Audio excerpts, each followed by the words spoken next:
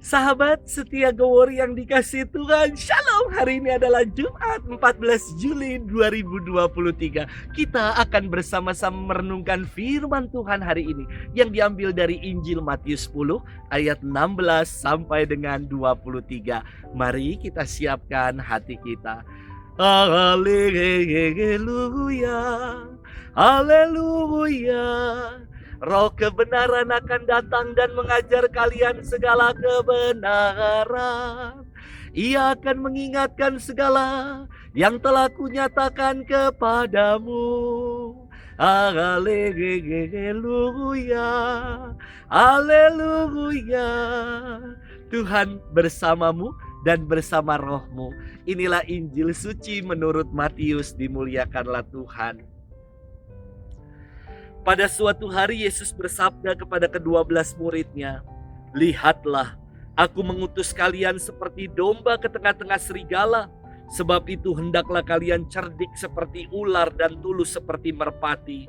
Tetapi waspadalah terhadap semua orang, sebab ada yang akan menyerahkan kalian kepada majelis agama dan mereka akan menyesak kalian di rumah ibadatnya. Karena aku, kalian akan digiring ke muka para penguasa dan raja-raja sebagai suatu kesaksian bagi mereka dan bagi orang-orang yang tidak mengenal Allah. Apabila mereka menyerahkan kalian, janganlah kalian khawatir akan bagaimana dan akan apa yang harus kalian katakan, karena semuanya itu akan dikaruniakan kepadamu pada saat itu juga. Karena bukan kalian yang berbicara, melainkan Roh Bapamu lah. Dialah yang akan berbicara dalam dirimu. Orang akan menyerahkan saudaranya untuk dibunuh. Demikian pula seorang ayah terhadap anaknya. Anak-anak akan memberontak terhadap orang tuanya dan akan membunuh mereka. Dan kalian akan dibenci semua orang oleh karena namaku. Tetapi barang siapa bertahan sampai kesudahannya akan selamat. Apabila mereka menganiaya kalian di suatu kota, larilah ke kota yang lain. Aku berkata kepadamu, sungguh, sebelum kalian selesai mengunjungi kota-kota Israel, Anak Manusia sudah datang." Demikianlah sabda Tuhan. Terpujilah Kristus. Sahabat setia Gowor yang dikasih Tuhan, Shalom. Karena di paroki ini banyak kera, banyak monyet, saya jadi teringat akan kisah fabel yang sangat menarik.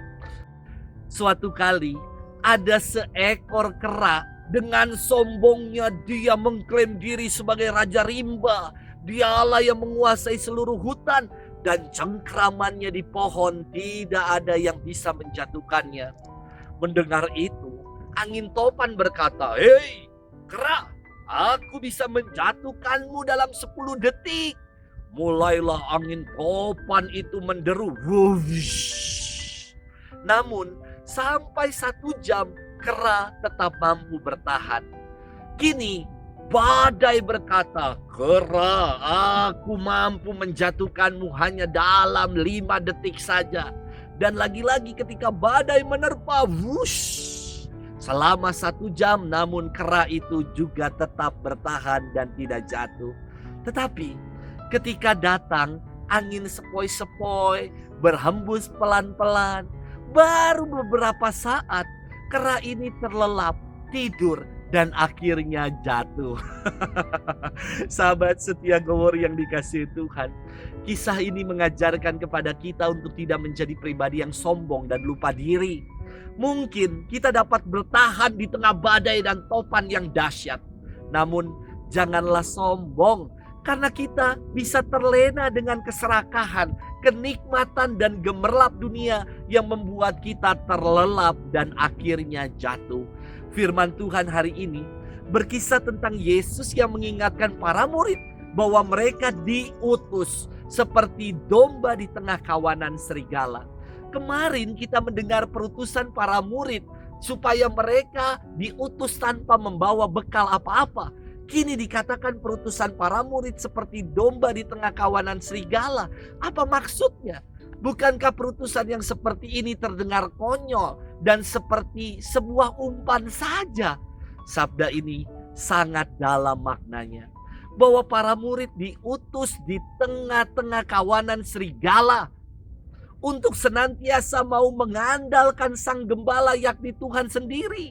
Tidak perlu membawa bekal karena yakin bahwa Allah pasti akan mencukupkan. Tidak usah khawatir, tidak usah takut atau cemas meski mengalami penganiayaan, penolakan, karena Allah selalu menyertai dan melindungi. Sahabat setia Gowori yang dikasihi Tuhan, diutus di tengah kawanan serigala merupakan peringatan agar domba-domba selalu waspada. Jangan sampai terlena dan terbuai dengan kesombongan dan hasrat-hasrat dunia yang membuat kita terlelap dan jatuh. Semoga kita menjadi domba-domba yang setia dan waspada terhadap segala kesombongan dan hasrat-hasrat dunia. Selamat bermenung dan Tuhan memberkati kita selalu. Dalam nama Bapa dan Putra dan Roh Kudus. Amin.